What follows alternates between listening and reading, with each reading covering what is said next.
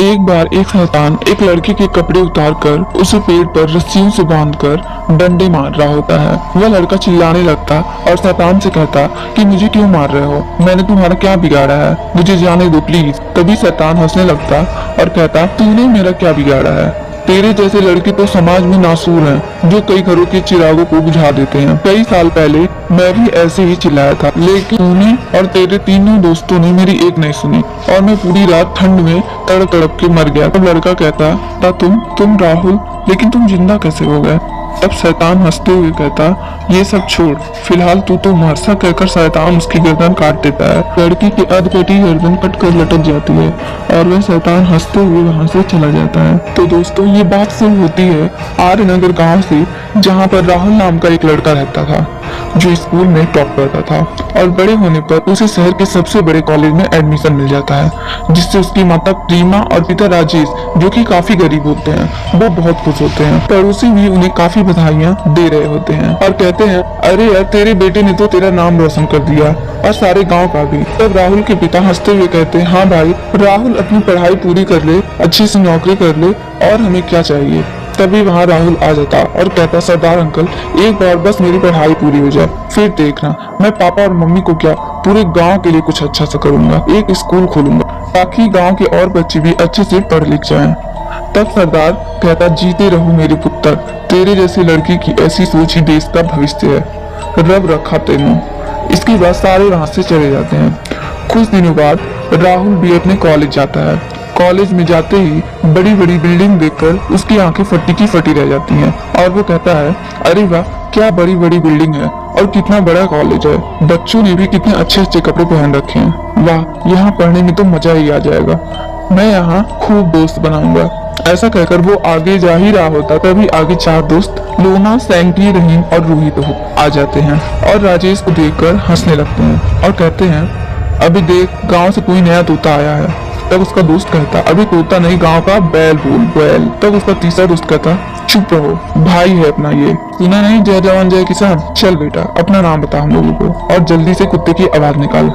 तब राहुल कहता आप लोग मुझसे ऐसी बात मत करो प्लीज, मैं यहाँ पढ़ने आया हूँ और कुत्ते की आवाज मैं नहीं निकालूंगा।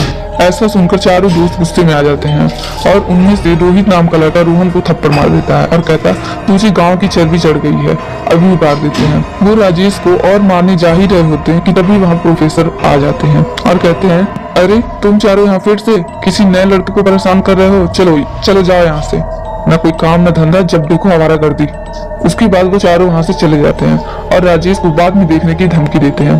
प्रोफेसर राजेश के पास आते हैं और उससे कहते हैं बेटा ये चारों बहुत ही बदमाश हैं और चारों के चारों काफी अमीर घर से आते हैं, तो प्लीज तुम अपना ध्यान रखना और इन दुष्टों से दूर रहना। राजेश कहता जी सर मैं ध्यान रखूंगा और पढ़ाई पर भी पूरा ध्यान दूंगा। उसके बाद कुछ दिनों तक कुछ नहीं होता। राजेश भी अपने अच्छे व्यवहार और नॉलेज के कारण कॉलेज में काफी नाम बना लेता है और जल्द ही पूरे कॉलेज में फेमस हो जाता है। सब उसे पसंद करने लगते हैं। एक रात जब राजेश अपने होटल के कमरों में पढ़ रहा होता, उसके कमरे के दरवाजे पर जोर जोर से दस्तक होती है और दरवाजा खटखटाने लगते हैं। तब राजेश कहता अरे भाई कौन है जो इतनी रात को दरवाजा पीटे जा रहा है, आता हूँ थोड़ा सब्र रखो। लेकिन दरवाजा पीटना बंद नहीं होता। उधर जैसे ही राजेश दरवाजा खुलता है उसके सामने 3 शैतान और एक चुड़ैल खड़ी होती है। डरावनी आवाजें आने लगती हैं। उन सबको देखकर राजेश की चीख निकल जाती है और वो भागकर छत पर पहुंच जाता और कहता है इस कॉलेज में भूत का साया है, मुझे तो पता ही नहीं था, छोड़ दो मुझे प्लीज।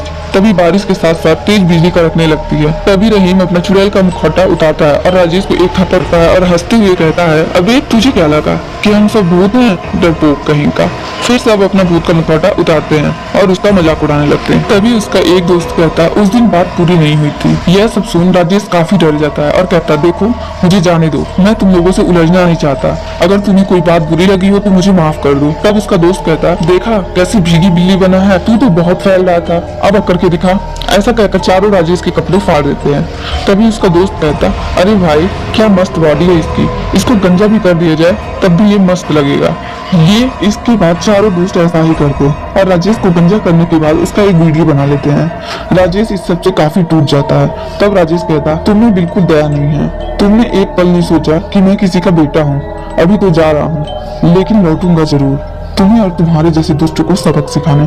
ऐसा कहकर राजेश छत से छलांग लगा लेता है और नीचे गिरकर मर जाता है। तब उसके दोस्त ये सब देख डर जाते हैं और कहते हैं अरे यार ये तो मर गया, हम तो फंस जाएंगे। तभी उसका एक दोस्त कहता अरे तू डर मत, हमें किसी ने देखा नहीं है, बस तुम लोग अपना मुंह बंद रख। ऐसा कहकर वो राजेश की लाश को गाड़ देते हैं और अपने घर चले जाते। कुछ दिन बाद जब रहीम सो रहा होता तभी वहाँ एक शैतान आता और उसे मार देता है। ये खबर सुन तीनों दोस्त बहुत घबरा जाते हैं और तीनों एक जगह मिलते हैं और कहते हैं यार पता नहीं कौन रहीम को मार दिया, इतनी बेरहमी से तो कोई शैतान ही मार सकता है। तीनों आपस में बात करके वहाँ से चले जाते हैं। रास्ते में रोहित को कोई आवाज देता है। आवाज सुनकर रोहित रुक जाता है और कहता है कौन है। तभी राजेश वहाँ आ जाता।